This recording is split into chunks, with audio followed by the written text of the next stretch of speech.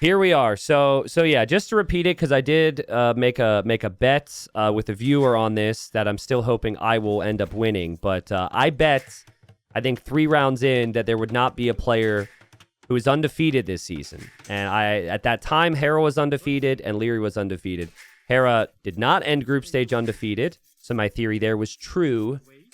But Liry still is, and he's looked insane. And he's also got the Chinese, which is a Civ that is actually undefeated this season. So, oh, that's insane! Oh my goodness. Yeah, before we get into it too much, are you surprised that the Chinese have made it through the draft here with Liry being out there? Yeah, I mean, I don't know why Barles would ban Turks against Liry. Liry isn't a Turks player. It's just not something he really is going to do. I mean, the other Civs, yeah, they're all powerful common options, Malay, Khmer, Mongols, Mayans way, but especially with a very standard slew of maps, you would think that you'd ban Chinese with Liry. I mean, there's 6 bans as well, right? It's not like we only have 3 or something like that. There are a lot of them. If you are going to play against Chinese, you do want to try and lame them if you can. And Barles moves forwards, and he doesn't find any reward. And we are here on Valley, which we've seen a big variety of gameplay. We've seen some players like Dragonstar go for the heavy drush attempt and control the food in the middle. But I think the better the player, the more likely the player has not taken that risk this season. And they just want to avoid the middle and keep their villagers protected. That's what I'm expecting from Liry, at least. Yeah, I think Liry's going to try and close his eyes and just pretend that this is Arabia. That's maybe even a little bit easier to wall. When you're a player as good as Liry, and not just... Liry's obviously one of the best players in the world, but he's one of the best, if not the best player at just a very straightforward game. Yeah. And when you have a Civ that like Chinese, which is just going to be ahead economically over basically everybody else without having to do anything, then it's just everything will converge on Liry setting himself up to play a nice, safe game. I wouldn't be surprised if he just opens defensive archers, and then only if Barles is going forward to the middle would Liry try and put on some pressure there. I'm trying to think about the standings real quick and Barles, right? Because I think it's likely Liry snags at least 1 win, which would lock down first place. But Barles, he's got if he gets like 1 win here today, he'd go up to 10 wins. Tato favored to get the sweep later, which would mean he's tied on 10 wins. Now you get into the tiebreak situation where I don't actually remember who wins the tiebreak between Tato and Barles. Maybe Tato wins. Tato beat Barles 2-1. It was his only loss so far. Interesting. Messing around with the different permutations. With the stats. Interesting. Okay. Well, remember, we know Viper's in 3rd place in the other group, so the 2nd place in this group will face Viper, which is obviously a huge opponent to face in the round of 12. It's like, congratulations, you got 2nd place. You're now up against Viper. That's not their fault. That's really like Viper's fault. Yeah. But yeah, we'll see. And again, I want to clarify that both of these sets we had played prior to that result being public, being known, because we do not want situations where there would ever be a reason to throw a game, but also just we don't want random fans, fans, accusing players of nonsense, because our scene, we would never really have players do that. So scouts are engaging here. Having your scout alive would be really nice if you're going to drush here, Barles.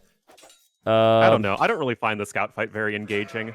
It's just 2 units hitting each other. Oh my god, dude. I mean, how often do you see it? The favorite ends up winning the scout fight. I'm not sure why Barles was taking it, to be honest. Yeah, that's a bit odd. And it's like it wasn't even a close one. It was very obvious Liry was going to win, and Barles automatically wins the scout fight in Feudal Age because of the faster attack speed. Yeah, that's so rough. Sorry, Ornlu, I have to be maybe slightly unprofessional. Chat, my text-to-speech was bugged, so I didn't hear that. It was over while we were talking about the scouts dying. I will get to that later. But, yeah, Liry, we come in, we expect he's going to be an absolute beast. He's got a really nice start. I think this will actually be the 2nd tier that he pushes in. And he's got Loom already, so like, he's not worried about 2 militia at all. Yeah, I don't think... with Chinese, you know that they're going to have Loom because they have to get it right away, and don't worry at all about your text-to-speech. Yeah, anything I can do to help, just let me know. But I mean, let's... we gotta this line of thinking, we frame everything that we say and we do based on what we expect from the players, right? And Liry is 12-0, and we're immediately staring at this like, what is Barles expecting to happen here? Right? Isn't it crazy? But in reality, he's not fully walled yet. There will be militia on the way. There should be some potential to maybe get some damage done. But if he doesn't get the damage done and Liry gets onto archers, this will be dangerous. It sure is, and like I predicted, Liry will just be opening with a defensive archer play. Barles doing that sort of new school 2 militia drush into 4 men-at-arm pressure, except he won't have the scout there to help block villagers. And then Liry himself is going to know exactly what's going on. And speaking now to Jurchens versus Chinese, I mean, Jurchens, like, they're fine. They're one of those civs that you would call just, like, balanced. But you don't want a balanced civ against Chinese on a map like this, so the onus is really on Barles to make something happen. Well, if Barles keeps this open, then he will have 4 units upgraded soon. Now, again, maybe he wants to maintain some of that HP, but this becomes a very real threat now. And Liry sees it last second, and Liry drops the Palisades perfectly. He drops the Blacksmith perfectly. He drops the house perfectly. And again, it's like so many players can get punished by that. Liry just looked so super comfortable. This is a player who, like, barely ever plays ranked games, which is so uncommon, right? Like, he's like, if you look at his ranked history, he might not have played a ranked game in the last 30 to 60 days, but he's just super professional with how he sees the game now, and he's just perfect. Perfect start. Now, you gotta at least play once every 15 days so that you can maintain your elo that you're trying to camp. Not that I would know anything about that. It's just funny because we had these stats to compare the players, and Liry's been around forever, and then you go and it's like TTL history, tournament history, and for most of his opponents, there's like this wide tournament history, and then it's like ranked history, 0 games. Because like he barely plays. I think against Barles he did have some ranked games. But yeah, you got to respect it. And I think what it does lead to as well is people will think that Liry's not prepared, but these days it's very clear. He puts in the time to be prepared and gets those sets in when need be. For now, Barles defense.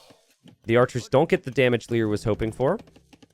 But it is Chinese, so you have that guaranteed eco lead that you're essentially sticking with. And yeah, Liry will be very happy with how things are going so far. Yeah, and to, people saying that Liry doesn't take the tournament seriously, Liry absolutely will play practice games. What he doesn't do is grind ranked, as we're talking about. Yeah. But I think people might overestimate how important grinding ranked is to, like, preparing for anything. 100%. Because 100%. Playing 1v1 Arabia random civ, like, these guys already know how everything works. I mean, maybe Liry won't be as familiar with the new civs, but he just bans them all the time anyway, so that's not an issue. Yeah. So really, it's just going to be about how do you want to prepare on each map. Yeah, absolutely. I mean, people love their elo, right? And for the most part, as content creators, we get it.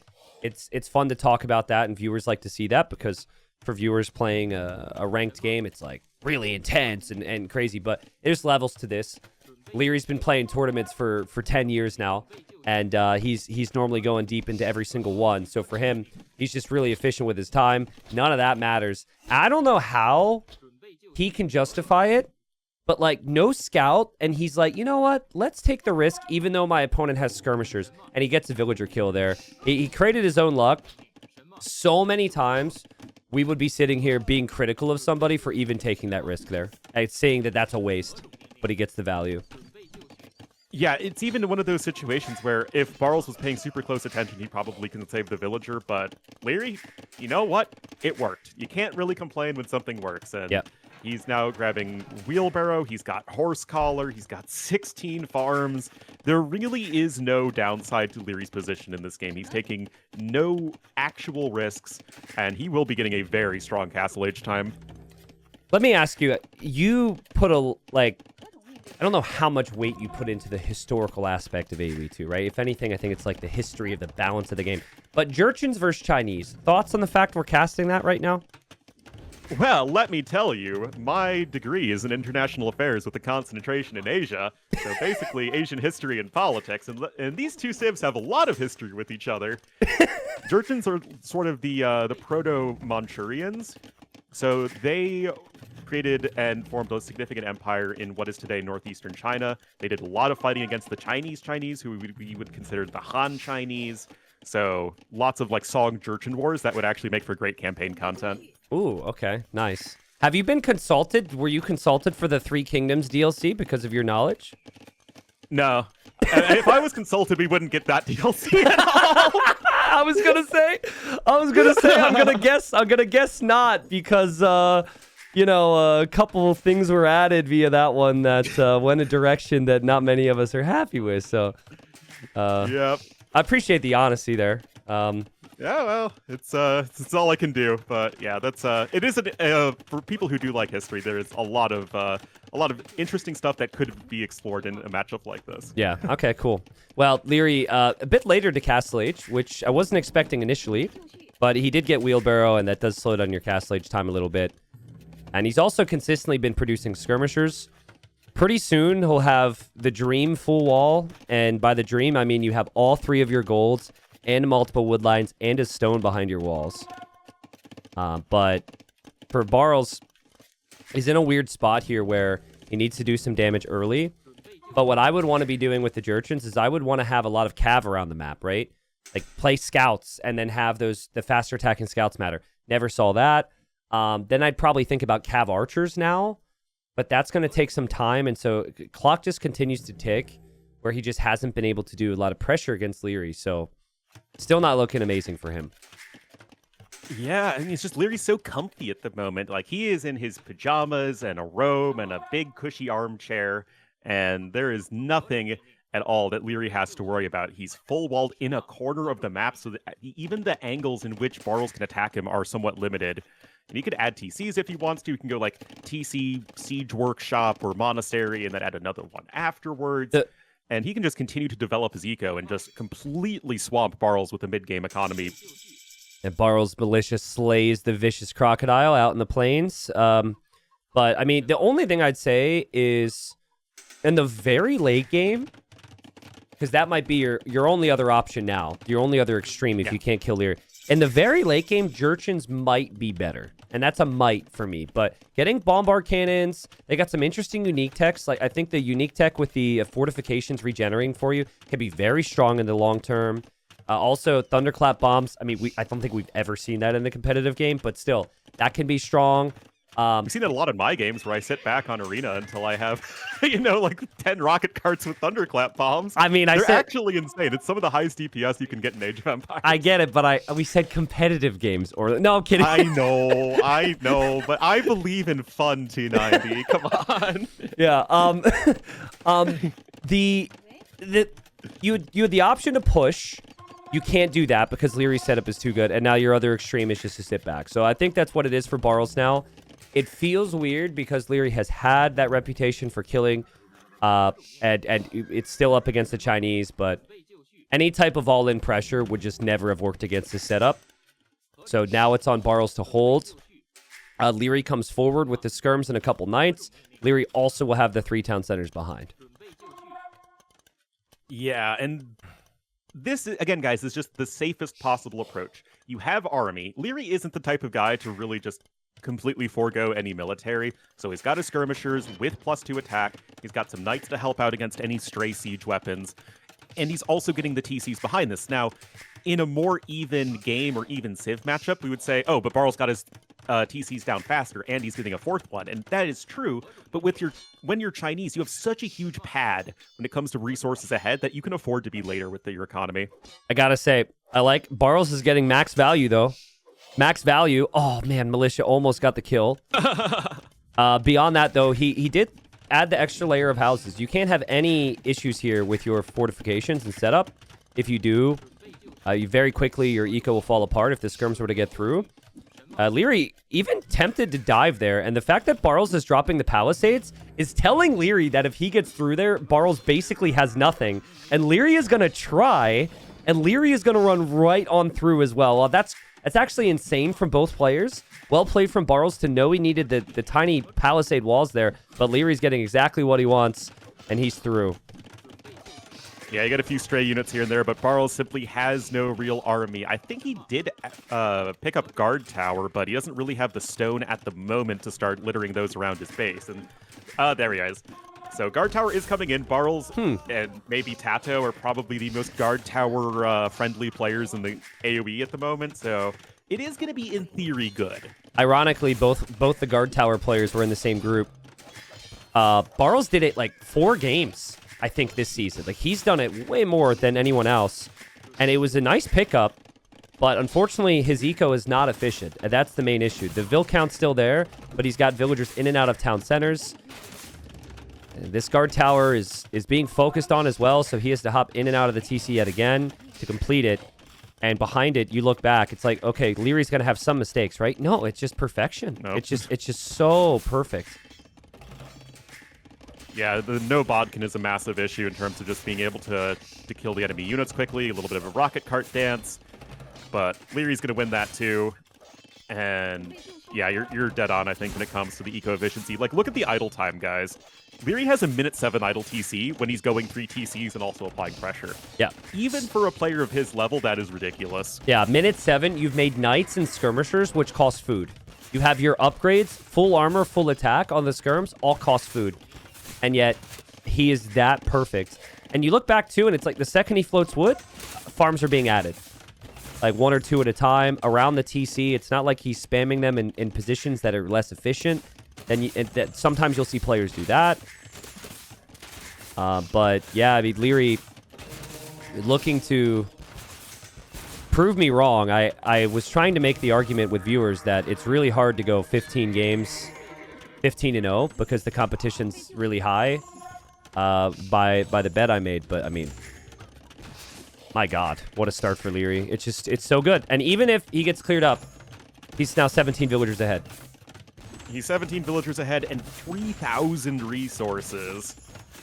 That is almost impossible to deal with. And unfortunately for Barles, I really just don't think he had the best approach this game. I think you really need to lean into any advantage you can get on the map. So like trying to take food in the middle early or something. Yep.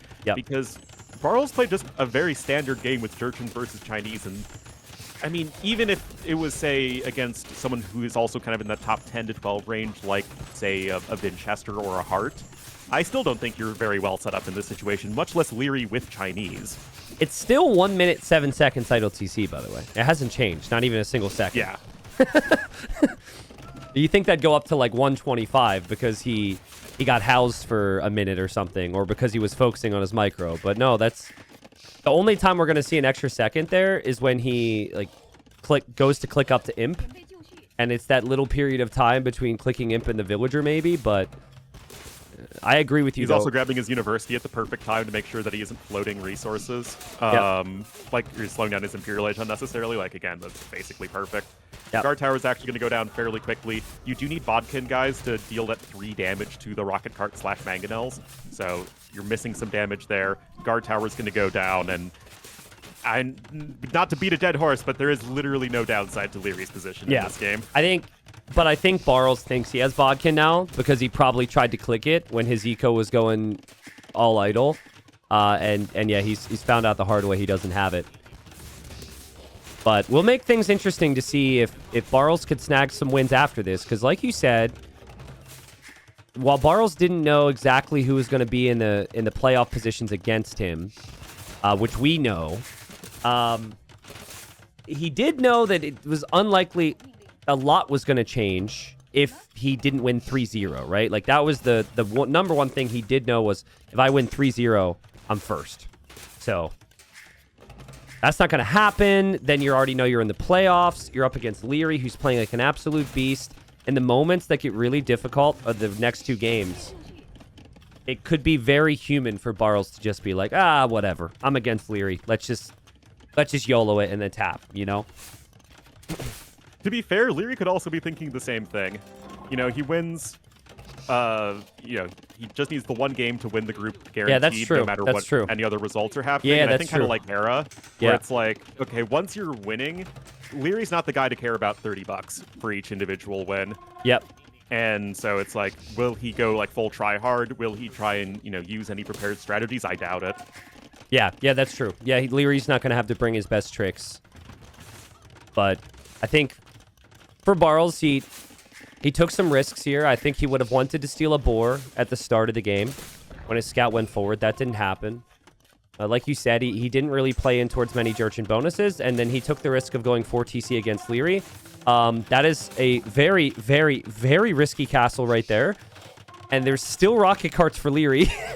So best of luck with that one. And that castle from Liry, it's so unnecessary, like in terms of how forward it is.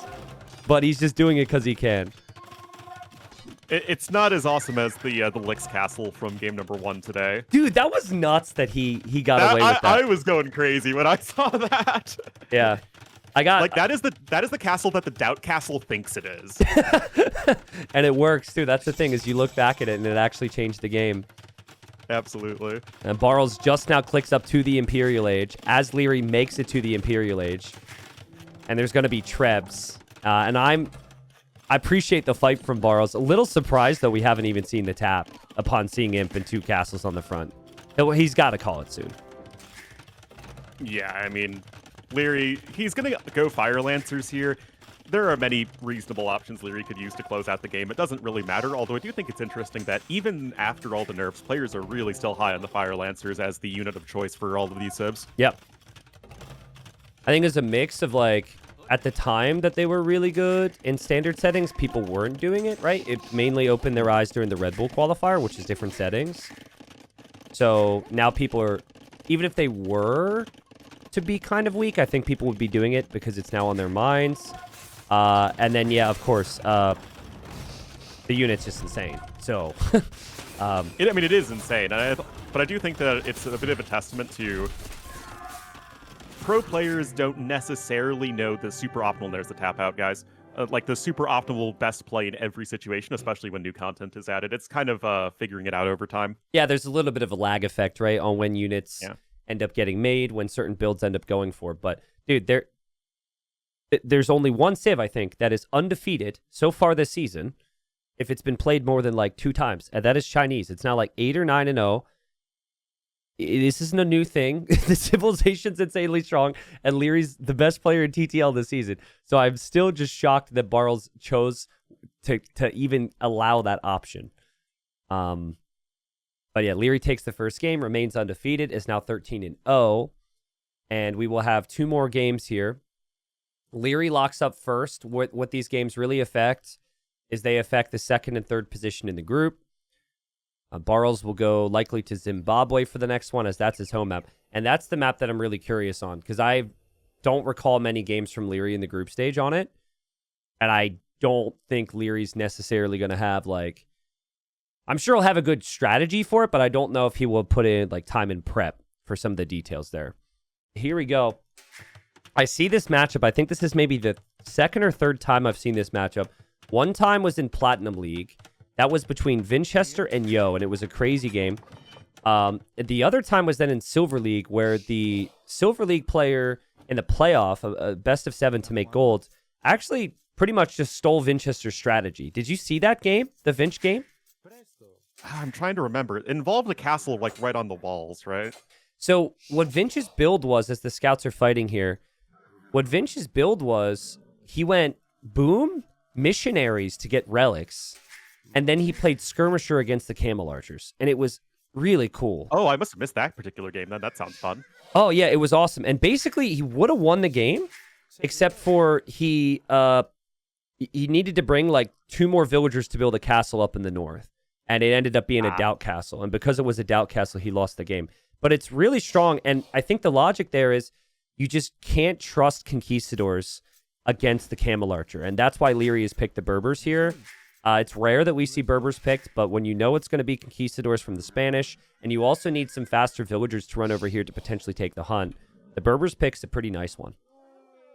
I'm a big Berbers fan. It's like one of those civs that you can always play it if you like it, and they're usually pretty good in most settings, but you never really feel super like forced to pick them anywhere. Mm-hmm. And I do think that, you know, you're thinking you're up against Spanish. Camel archers could also be good. And again, guys, for those who love history, this is another historically very relevant matchup. Ooh, well, if we have the time, I would definitely love to pick your brain on that. But for now, we've got Liry bringing 2 villagers. I've never seen this. I've seen someone bring 1, and then the scout's there for Barles to block it. But Liry's actually bringing 2, and he's getting Loom. How many is he going to go for here? He sees 3. I mean, okay, he fights Barles back. Barles is trying to block now, but Liry is now blocking and attacking with his own scout. And now Barles has the weaker scout, so Barles can't realistically block that easily, and Liry's still running around. Interesting. I do think it's almost Black Forest-esque, right? When you're sending villagers to go forward and take multiple of the boar equivalents. And yet, you know, the Gaia units are going to bump into each other, but this is kind of like an insurance policy, right? Okay, the scout can only block 1 villager at a time, so you're going to try and go for that. Lots of derping around with the palisades, and yet, Shorty's getting low, T90. Dude, I'm sorry, but that quick walling is insane. You can't build on the water terrain, so you had to get to the perfect spot. And Barles has made him work really hard here by coming back to the hill as well with the scout. Liry is going to get that elephant, most likely. And then there's still the other Vill. And Liry, we said he wouldn't care because he's already in the first place, but now he goes over to steal Barles' rhino. Like the one rhino that's supposed to be a guarantee. The other Vill is still safe. Here he goes. Oh god, but he's pathing the wrong way. He's pathing towards the middle. Barles has his scout there. I think it's fine, though, because Liry's scout has the higher HP, so Barles can't engage. He has to now run away. Liry can comfortably block with his own scout cavalry, so it actually doesn't matter, and Liry is just having all the meat in the world. I mean, I know his villagers are slightly faster, but if you've been following any TTL, a lot of villagers have died here, okay? Yeah. From, like, some of the best players, villagers have died, and Liry just with the absolute guts to go forward and do that. That's what being 13-0 brings you. It brings you that level of confidence. And so that, normally it's like, Barles has his 2 boars, and then he has 1 rhino. But now he doesn't have the rhino. And then Liry's coming back for more. Oh my goodness. And if you have that much of a food advantage, it doesn't matter what the civ is. It doesn't matter what the strategy is. You're almost guaranteed to win at that point just because you have so many more resources than your opponent.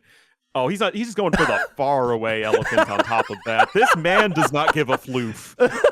Oh my god. Okay, so there's 4 more. I assume he's going to be able to get it now because Barles can't block him. Yeah. It's interesting, though. If you look at resources collected, Liry's behind because he's had so much walking time with his villagers. But yeah, he's got 3 elephants chasing now, and there's still their rhino. And still blocking with the scout. The maddening thing for Barles is if you look at his fog of war, he can see this crap. And he can't do anything about it, man. Oh, yeah, that's right. That is very unfortunate. And he just picks up the rhino for good measure. Why not? It's a pachyderm party, and everybody's invited. Imagine looking over there and seeing that. That's ridiculous. I would...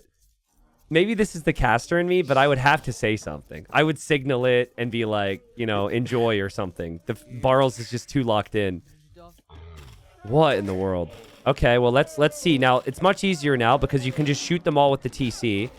You don't actually have to have the final hit be the villagers, but Liry's still doing it that way. And there will be some decay here, but we've got...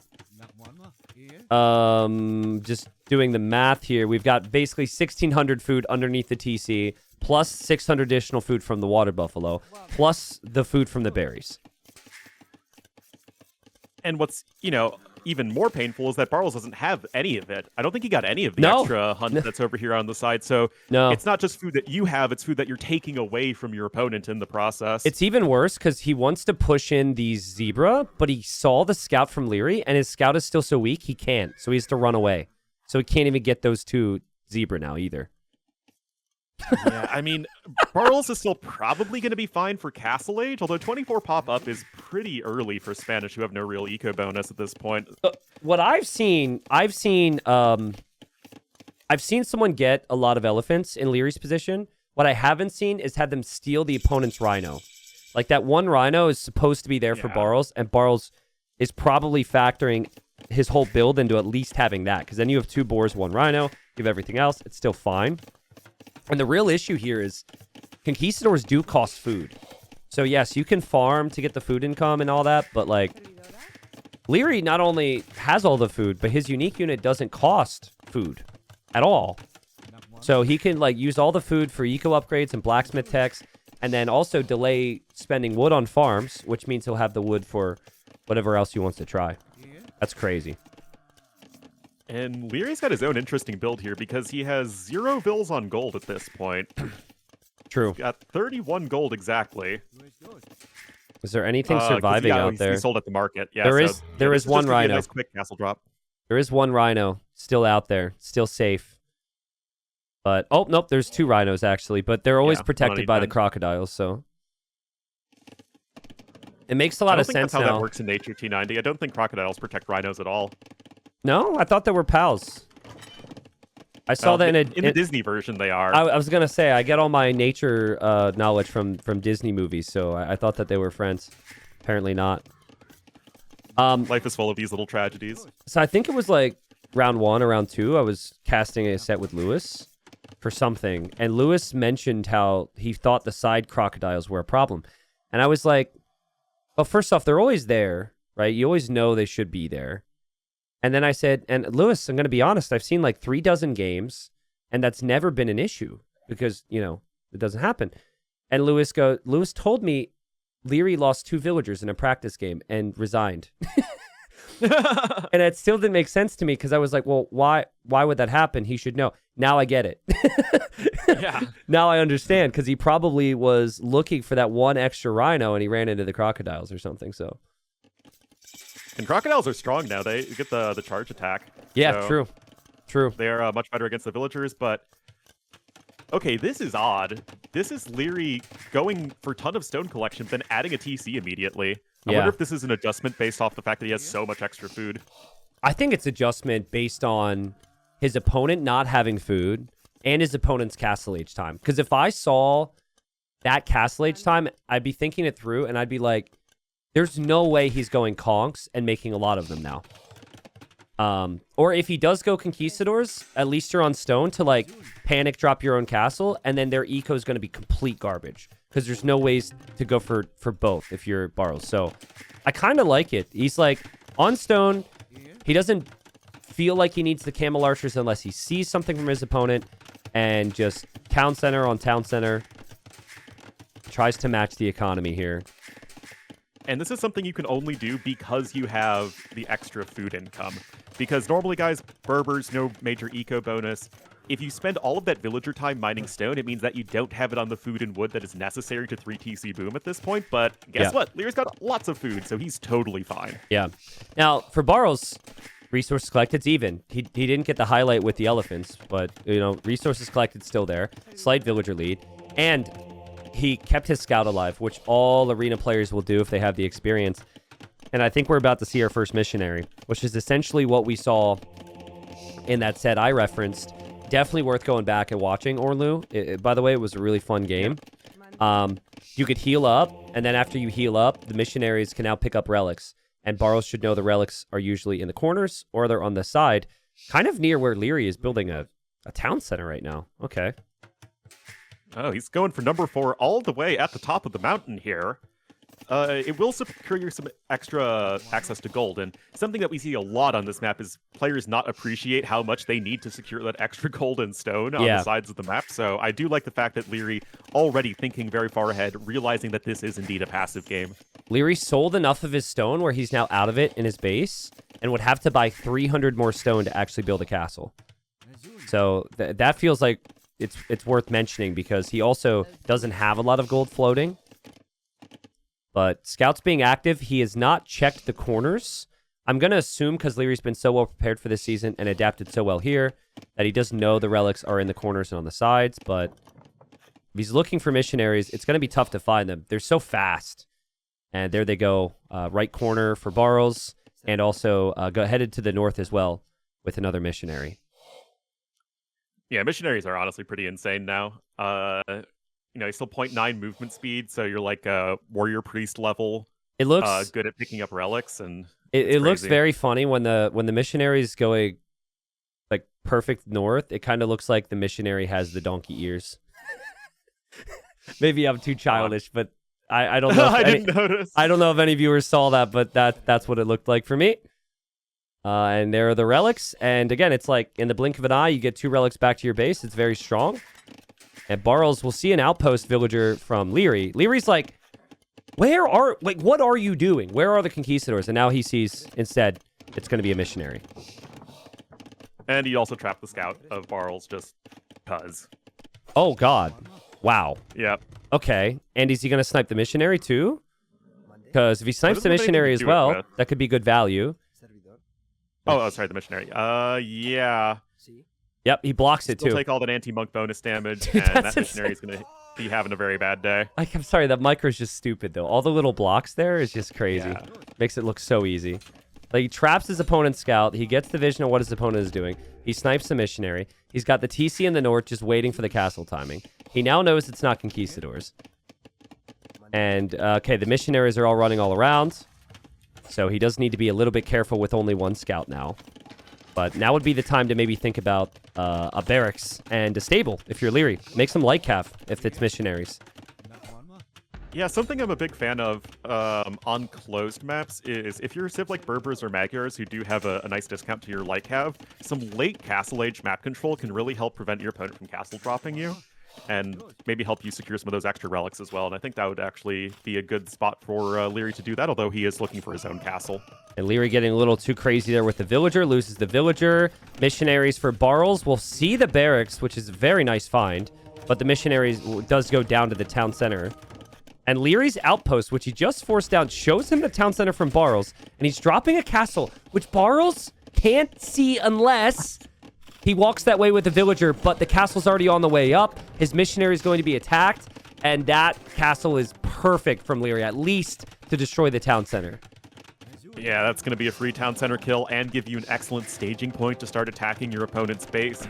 Eco upgrades are also very solid here from Liry. Now, Barles' macro, this game has been very good, at the very least. He's still slightly ahead in resources, and that is going to be important for him. But now, he basically has that entire western mountainous area cut off, and that is going to be a big problem for gold income in the not-too-distant future. Yeah. Also, another missionary bringing in a relic. Liry will find that with the scout. This scout just got crazy value. It had 3 critical kills on missionaries.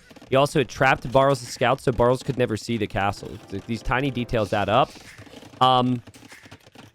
Okay, I mean, you're on the clock now if you're Barles, right? You only have 2 relics. You can't easily push the golden stone area. What is going through your mind right now, do you think?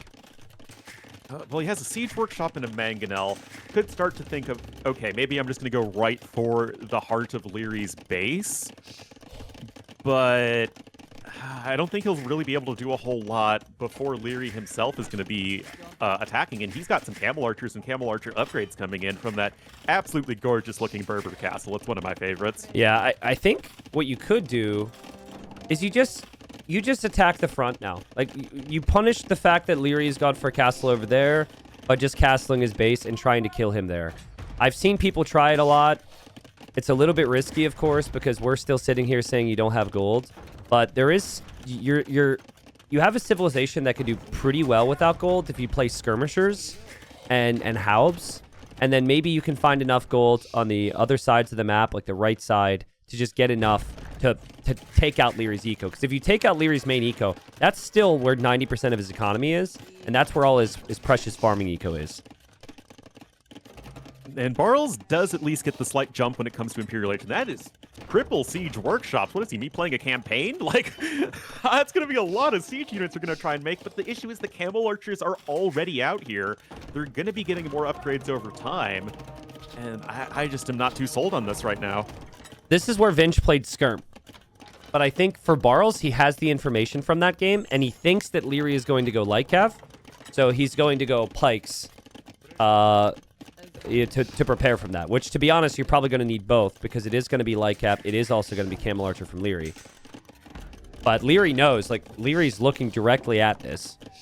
And he is preventing Barles from easily expanding. He's also outposting the right sides to know if Barles ever expands there. Another missionary is coming home with the relic, so that's good for Barles. But, yeah, he's still... I mean, he's under just constant pressure. And it's just... Liry is, dotting all of his I's and crossing his T's. He has basically perfect vision around his opponent's base. There is absolutely nowhere on this map that Barles can go that Liry will not know about. Yep. And considering Liry has a ton of very mobile units, any sort of villager expansion is going to get immediately threatened by Liry, and that is I guess what the plan is with the cavalry units now running around to the right. Is he sending a message by not killing this scout? Because he's had so much time to either convert that or send one unit there. And he's just kept it trapped, and he's just like, no, you stay, and you think about what you've done. That almost feels like a little bit of a flex. I would guess that Liry probably isn't just thinking about it at all, but yeah, you're right. It would be slightly better to go ahead and kill or convert that guy. Yeah, but you don't... this. Yeah, go ahead, sorry. I was going to say, look at the Rams. He's going to go for a Halb Ram push, which is honestly pretty interesting. If he can get Halb Siege Ram is really good against the comp Liry's going for. It would basically force Liry into champion, which is the last thing you ever want to do at this Civ. Almost on principle, you feel like you should be going for only cavalry, but this comes back to... Berbers have fully upgraded champions except Gambesons. They're surprisingly solid. Yeah. This does come back to how much pressure is Barles under to actually push, which I would say is a lot. And then also, what does Liry see? And Liry does see it. So we see the rare Man-at-Arms upgrade for the Berbers. We see more barracks going down, and Liry correctly assessing the situation and will aim to get to champion. I think you need to just keep going. You can't send the Rams back home. You can't give your opponent more time. That said, there isn't anything in the short run to deal with this, and this is still going to be 6 capped Rams. Halb is going to be out, and Camel Archers. Thank goodness they don't have any bonus damage against Rams anymore. Remember those good old days. Amazing from Liry, using all the vision. Again, it seems easy that you see something, you're going to act on it, but the fact that he got this position in the first place and has the economy that he does to handle this is incredible. There's the push from Barles, so he can't wait for Siege Ram. He likely takes this castle, though, which is a small win, but that is the least important castle for Liry now. It's all about the other castles, and he's building them very far up on that hill, and he's still got the time with Two-Handed Swordsman on the way to soon be on champion. Yeah, and there's just nothing Barles is going to have against that. I mean, of course, Spanish, you can go hand cannoneers, and they're going to be very good, but you're losing so much at this point. KD's looking really ugly for Barles, and Liry's looking like he's going to be the first one working to go undefeated here in TTL. Yeah. I mean, we've had someone go 14-1 before. With this win, Liry would be 14-0. So there's still a chance, but he's just felt inevitable the whole season, man. It's just too good. And like, this is not a map that Liry's played a lot. This is not a map that Liry would ever pick. This is where Barles is at his best, is the closed maps, getting relics and booming. And it's just every decision, the entire season, absolute perfection from Liry. And that's the thing, is I feel like Liry hasn't really been tested yet. And he's faced a lot of very good players. Yes, like Tato, Barles, MBL. I mean, Lix and Rapard, people would argue, since they're relegated, weren't tough tests, but yeah, it's been something. And here, finally, Siege Ram is in for Barles, but I think Barles was never expecting to see champion. Because, again, you could just try and go Light Cav and Camel Archer, but Liry, he has the champs ready. He's dropping gates just to block off the positioning here, and he will take down those Rams pretty quickly. And I think we'll see Barles tap out again. Liry up 2-0. Still very interesting, and if Barles could snag a win, both because of the Liry undefeated situation, but because of the ramifications for the rest of the group. Because Barles could lose the second place position if he were to get swept here and Tato were to win the final rounds. Indeed, and that could be the case. Now, I would think Tato actually needs to sweep Rapard, which is certainly well within the realm of possibility, but I don't think Tato would get it on a 2-1. I think we should, in between these games, we should definitely look, so we know. I actually jumped you. Yeah, so Tato just needs a 2-1 to tie Barles, and then he wins the tiebreaker. If Barles gets swept, correct? If Barles gets swept, yes. If Barles gets swept, yeah. So that's still to be seen. But imagine being Barles. You could tell both these games is like pretty much smashed, and he's just still like trying his absolute best to hold on and fight this through. But he doesn't have the critical area of the map now, which is the stone and the gold. And now it'll be elite Camel Archer. So these Camel Archers get even stronger. They could even get better than that with Magrabi Camel's research, which Liry could go for next, too. A little side raid from Barles. You like to see it. Is he going to freeze Scout right now? Free him! Who cares if the rest of civilization is destroyed, but we must save our friend. Jailbreak. It's the Scout Shank Redemption T90. Dude, I mean, imagine the information this Scout could have learned over the last 30 years. It could help turn the tides of the battle, and yes! The Scout is free. I don't know what the Scout learned, but freedom. There you go. Now he can run off into the sunset. Unfortunately, that sunset is a lot of his units dying. And another aspect that I just am so impressed about with Liry is his eco balance is superb. Like, he is so far ahead in food, gold, and stone, all the resources that really matter, and having that much wood income is almost never that useful for Barles. And I mean, it's just the whole left so side of the, obviously, like, the whole map is getting lit up and Barles is dying constantly. But then the whole left side of the screen for us has just been nonstop researches from Liry. Like 2 or 3 at a time, eco and military, university. I mean, he's running out of text that he can actually research. He might start going for water text just for the hell of it, but... Well, Berbers do have one of the broadest tech trees in the game, so, you know, you can get all those extra score points, although Spanish technically are even better. Yeah, there goes the castles down for Barles. He does still have some walls here, so the bomber cannons will hop out. I think the Scout died somewhere, by the way. I don't know what happened to him. Very sad. He probably wishes he would have stayed imprisoned, but yeah, I mean, the bomber cannon sniping the Trebs aren't enough, obviously. There's just too much going on, and Liry, again, dominates. But this one was more impressive for me because it was, like, just sheer confidence from the start with the rhinos and the boars, which is kind of silly, but like also great players are not taking that big of a risk and getting away with it. And then also his decision to not go for camel archers, reading that Barles is just going to straight boom and just kind of play boom himself, drop the castle where he did, scout how he did. Just the guy's too good right now. Seriously, it's every single correct decision on the flowchart, and it is very impressive to see because I doubt Liry's going to be able to do this all the way to winning TTL, right? He's going to get hit by somebody eventually, but we'll have to see how that's going to work out. All right. So, we've got the final game. We know Liry's a lock for first place. He will get a bye into the quarterfinals. But for Barles, he's currently at 9 wins. Now, if he wins this, that means Tata would need a 3-0 win over Rapard in the final series to take second place. But it is a weird situation, too, because we know that second place in this group will face the Viper in the playoffs. But when we're covering these as live recs, meaning the players played all this before some of those results were known, just to preserve the competitiveness of the games. Of course, there's no reason to throw games or anything like that. Of course, Viper just basically screwed up everything by not coming in tip-top shape. But we got Burgundians for Barles, Vietnamese for Liry. And Liry's on the front now, going for the lane. Because why not? You know, just go right for the heart with your dagger. Scout going to see what's going on Vietnamese. I mean, to be fair, it's a fixed TC map anyway. You don't really need to know where your opponent's TC is. But Liry's still over here and is going to see if he can't find a boar. If he doesn't find one, it's not a big deal. And it looks like he is just going to be content to wander back home.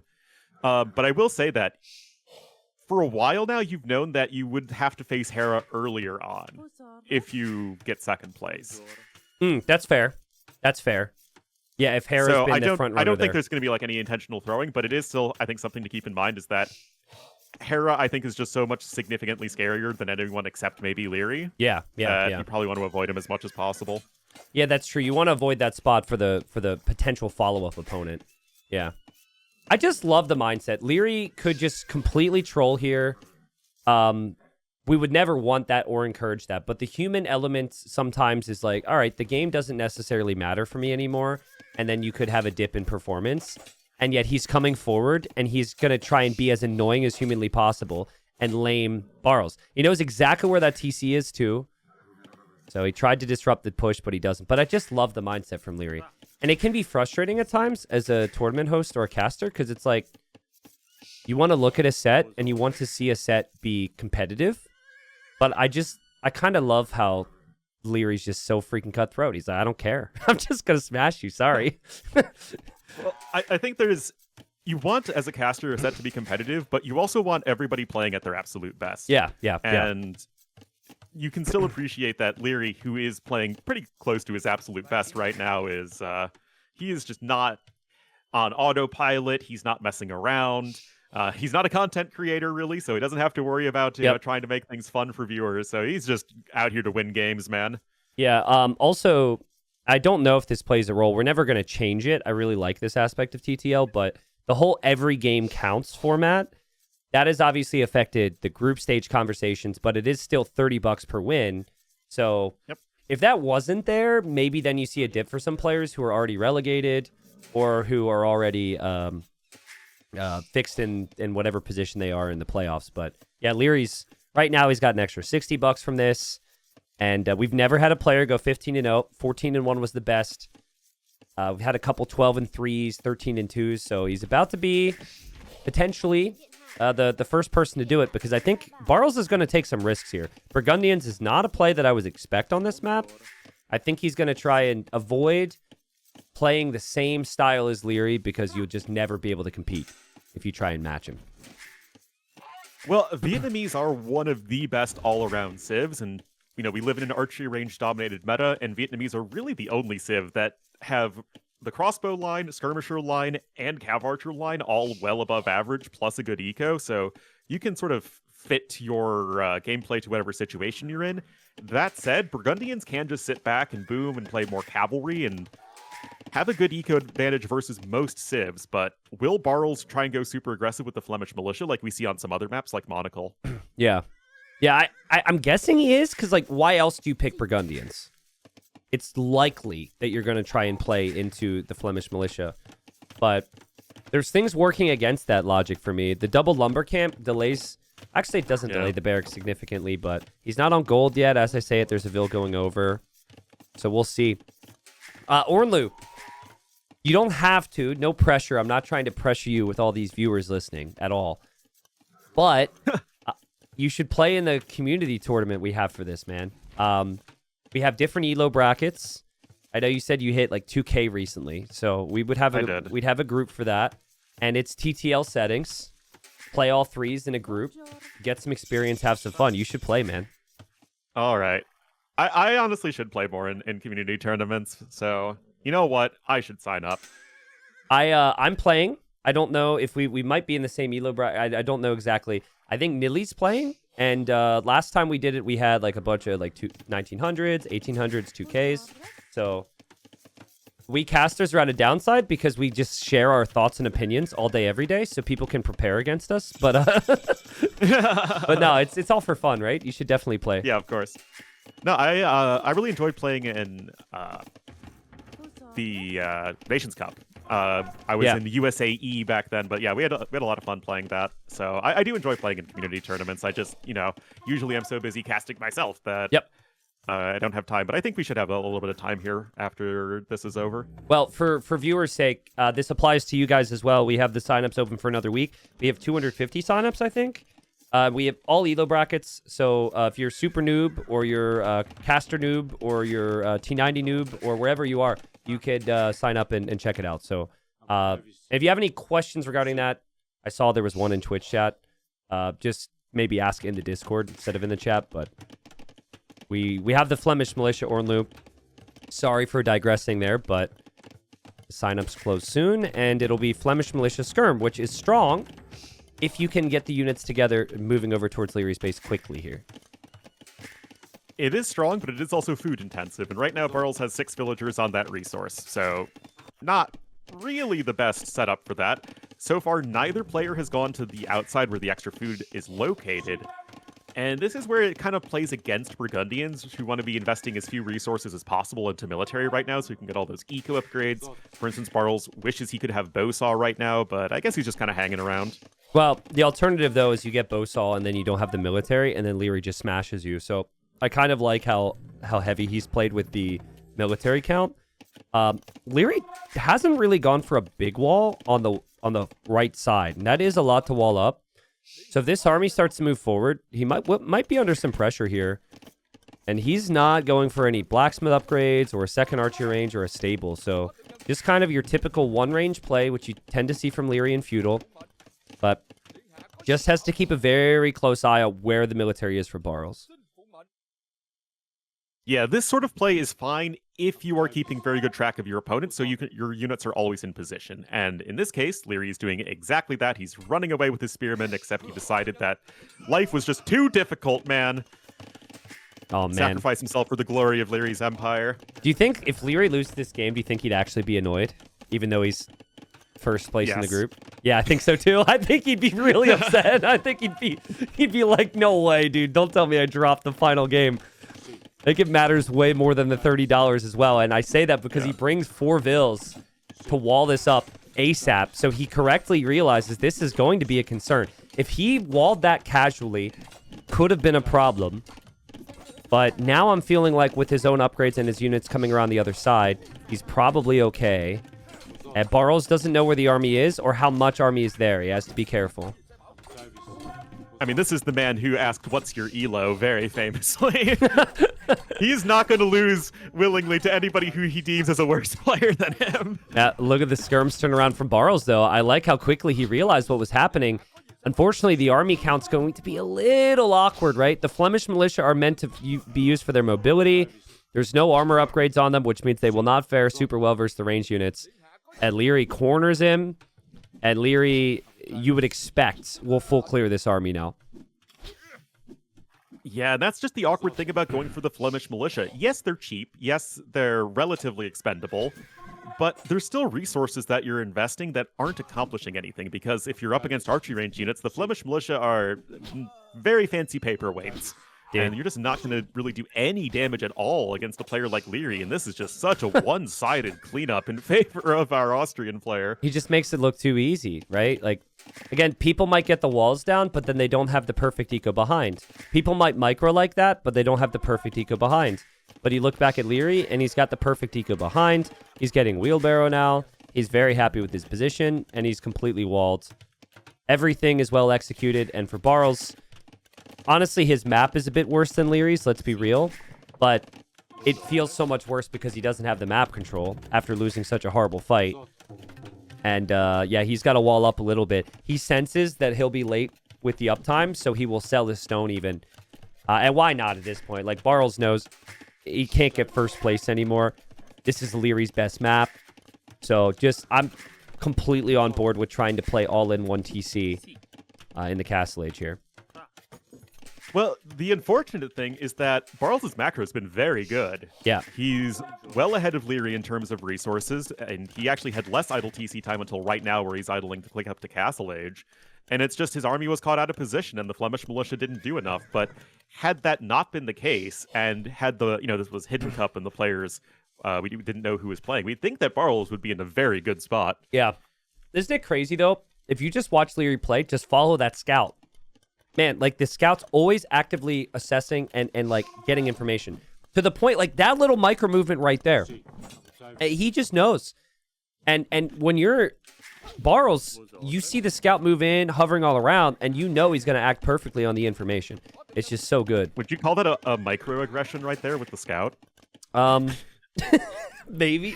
I guess you could consider it a microaggression. You're saying he's going aggressive with the micro right there, so, I mean, I don't know. I mean, maybe. It would be a microaggression if I were to leave Discord right now. But I won't do that, though. I won't do that. That would be harsh. There you go. Yeah, Liry saves the scout, sees the skirm commitment. Now he's going to fall back. And he will full wall the front. And he will drop a stable, so he knows his opponent will play primarily skirm. And with the stable, I think the game plan pretty clearly is to mix in a couple knights to support. Yeah, again, this is one of those situations where you're feeling so comfortable as Liry. Yeah, he's slower up to Castle Age, but he's got all the map control, and you'd much rather hit Castle Age with a bunch of archers than a bunch of skirmishers, generally speaking. It's a bit easier to go for crossbowmen than elite skirmisher because you're usually spending a ton of wood in early Castle Age, and Liry can really take this game in any direction he feels like. Yeah, Liry even adding an extra scout just in case. He moves in with the scout there. The scout, of course, survives, gets a little peek at the back of the base there.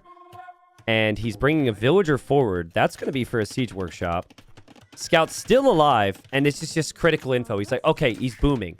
Okay, 2 TCs. That means he won't have a siege workshop. That means he won't go for ballistics. That means he's going to most likely stay at home with his skirmishers. But where does Liry want to push? I actually feel like the siege workshop in the middle makes a lot more sense than the left. Especially now that the town center's been spotted, but you're already there with the villager. I guess it might not matter that much, and indeed the siege workshop will be made on the high ground. Got Bodkin crossbow and bowsaw all on their way. Liry adding an extra TC. He's just playing chill right now. Go for a bit of pressure, but not all in. Be active with his army. He knows where the TC is, as you mentioned, so you'll have the Mangonels on the one side, and he'll have the Archers on the other, and he knows his opponent has no stable. Yeah. Now, there's stone and gold on the sides here, which become valuable later on. Barles is patrolling units on either side. Barles is still doing every single thing he can do here to gain advantages. His eco upgrades are good. Had he moved out with his skirms, they wouldn't have had the upgrades and the numbers, so he's done the right thing to be patient. But if he sees an attack from Liry in the north, I feel like there's a chance that he will run to the left side to drop a TC. But look at his resources. Oh god, he's overchopped. Oh no. Might not end up being too bad, actually. He has skirms, and the scouts aren't enough support. But especially now, he might run to the left side, and that's where the siege is from Liry. So Liry's waiting. He's like, okay, 15 villagers just relocated. Where are they going to go? Barles doesn't know about any of that.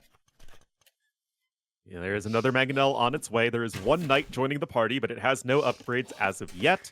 And Liry, I mean, even if he is just idling his opponent's eco, which is exactly what he's doing, he is getting an advantage in this game. He's already getting ahead in resources. His own TC is working quite comfortably behind this. And it's actually Barles who's mining a ton of stone. So maybe Barles is himself thinking castle drop. I'm not sure that was his plan. I think he wanted the stone to get the third TC, and then he just ended up not being able to pay attention to how much he puts on stone. I'm telling you, left side town center feels the most natural, and there's a siege workshop just waiting for him right there. And oh no! Oh no! I'm gonna lose the bet, Ornlu. No, this is why I don't gamble. Yeah, I mean, I think Liry's in a pretty good spot to go 15-0 with that town center. That is completely natural for Barles to do. He thinks the only attack from Liry is over on the right side. He doesn't expect this. Here come the Mangonels.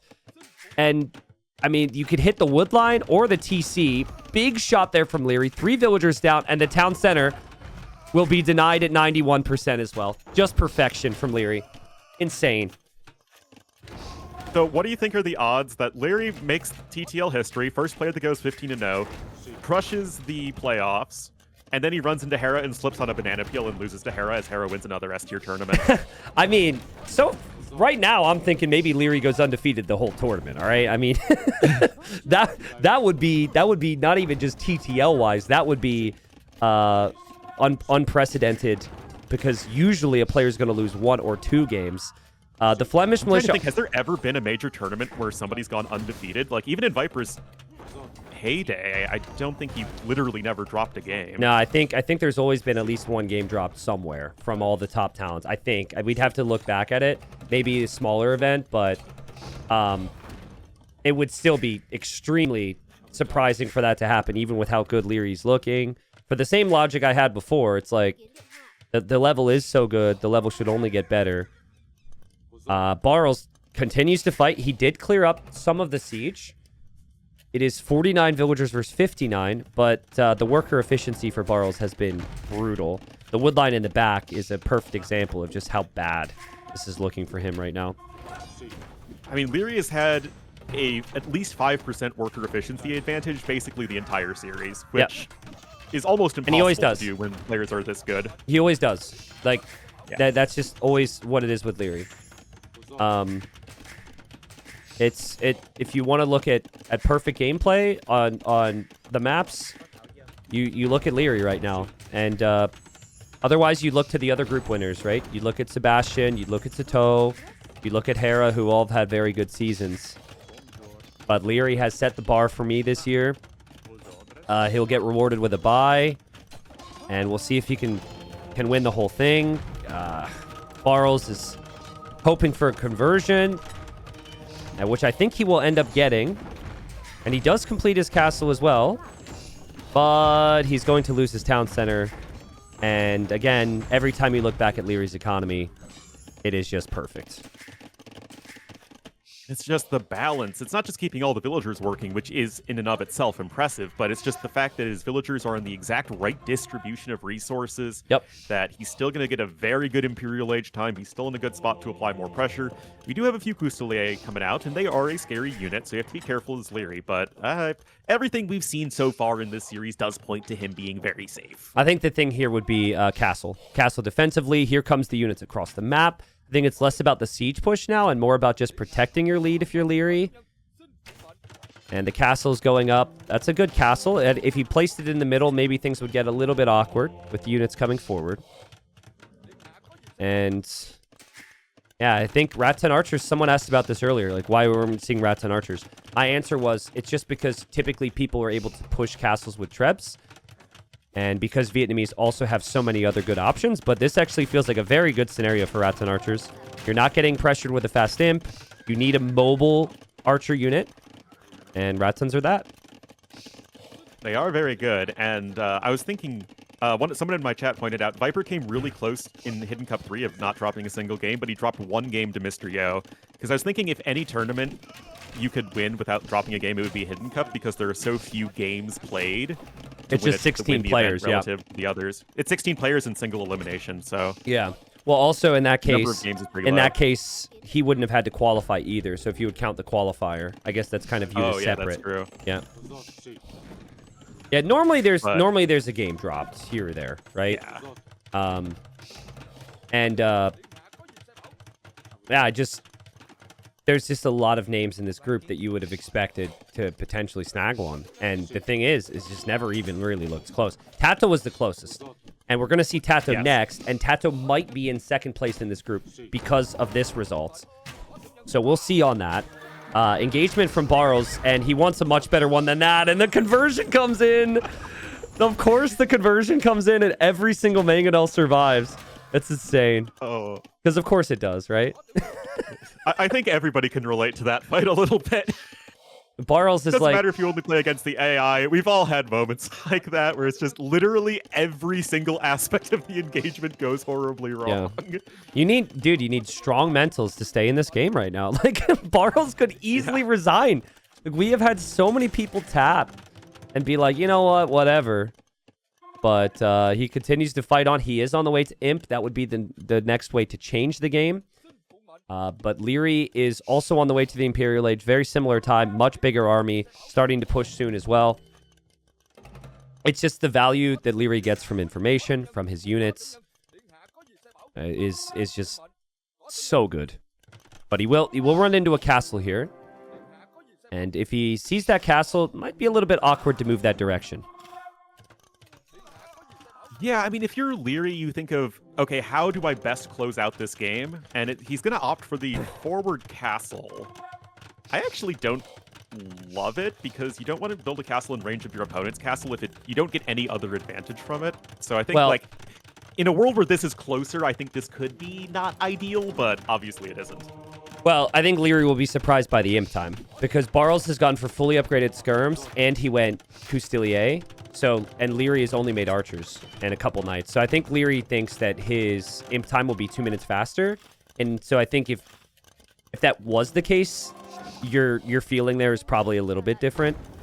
I agree with you though. I think the build difference is just still so significant, excuse me. And even if Liry were to lose this castle, he just has so many resources to work with, so many good options. Knights will find some of the skirms. He's still camping the left side, so Barles can never expand there. He just has so much in his control right now. And Imp comes in, immediately grabs Bracer and Chemistry. Vietnamese get that nice free conscription upgrade. You can just churn out a ton of units. You're on 2 castles at least from which to train your Rattan archers. And you're Burgundians right now, and all you have are some skirmishers. It really doesn't feel very impactful. Yeah, I mean, if you play Siege, though, that's your way out of this. That's all you have the resources for. Snag Chemistry, make some Trebs from your 3 castles now. And you just have to hope that Liry's overextending and that Liry's going to hit a wall of castles and not be able to push. And you're also maybe hoping that Liry's economy is not what it is, and that Liry is making some mistakes because of the push. You know, just basically hoping Liry is human. But I say it as a compliment. Liry has not been human. He is insane. And this just in chat. T90 dehumanizing Liry. But in a good way. In a good way. Sorry, the Reddit page is already open. No. In a good way. I don't mean disrespect. Trebuchet goes down. Liry is sitting on 2,000 gold, and he will take down a castle from Barles. And Barles is out of stone now. He's committed to the 3 castles. That's all he's had. And now you have to use what little gold you have to buy stone to repair as well, which is just painful. Yeah, I mean, you're getting all the trebs you need. You're rounding out your army composition by mixing in fire lancers and bombard cannons from some forward siege workshops.